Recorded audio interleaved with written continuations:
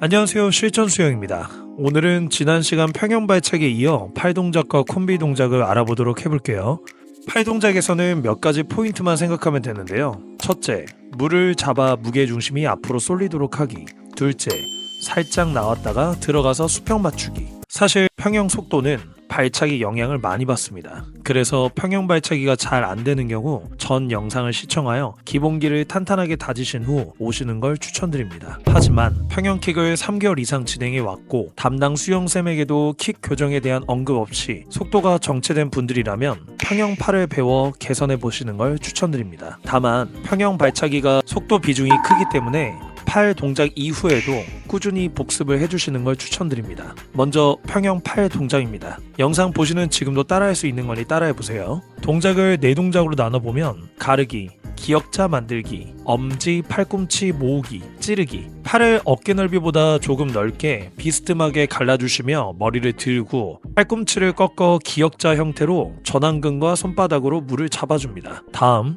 엄지손가락끼리 모으며 팔꿈치를 모아주시고 마지막은 찔러주며 머리를 숙여줍니다. 다시 한번 봐볼까요? 가르기, 기역자 만들기, 엄지, 팔꿈치 모으기, 찌르기. 이해가 되었다면 이제 연결을 해볼게요. 1번 가르기 진행 후 가슴 앞에서 물을 잡아당기며 2번 3번을 연결해줍니다. 마지막은 찌르며 머리 숙이기. 물을 잡아당기는 느낌을 살리기 위해 살살 물을 잡아당기셔야 제자리에서 하더라도 몸이 앞으로 밀리는 느낌이 나고요. 세게 당기시면 물 잡는 감각이 둔화되어 감을 잡기 어렵습니다. 또한 보시는 것과 같이 가슴 뒤까지 물을 잡아당기는 경우 등이 말려 추후 평형킥과 콤빗이 문제가 될 수 있으므로 가슴 앞에서 동그라미를 그리며 물을 잡아보도록 합니다.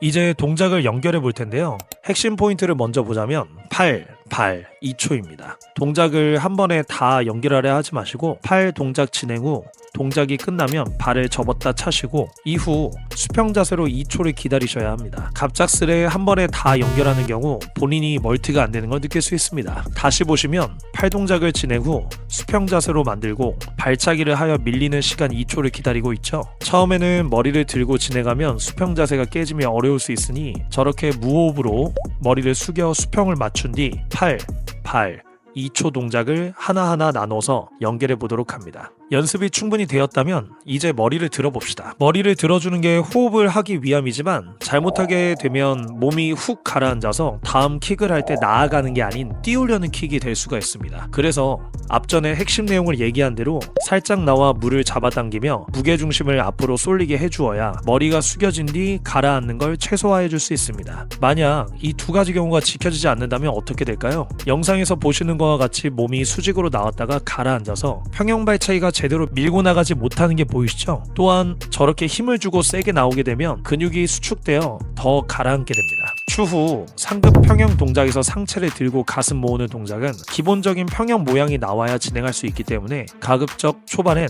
입과 코가 나올 수 있는 정도까지만 높이를 맞추고 수중 침투하듯이 조심히 살살 나오도록 합니다. 사실 기본 평형의 정석은 평형 팔을 돌릴 때 같이 다리를 접어주고 팔을 찌른 뒤 발차기를 반박자 뒤에 차주는 게 정상이지만 우리는 멀티가 처음에 잘 안되기 때문에 동작을 나눠서 진행해 보시고 추후 숙련이 되신다면 자연스레 정석으로 가시게 될 겁니다. 마지막으로 주의할 점은 팔을 찌를 때 발차기를 동시에 차지 않도록 하며 같이 진행하는 경우 밀고 나가지 못하고 저항을 유발하기 때문에 절대 동시에 하지 않도록 합니다.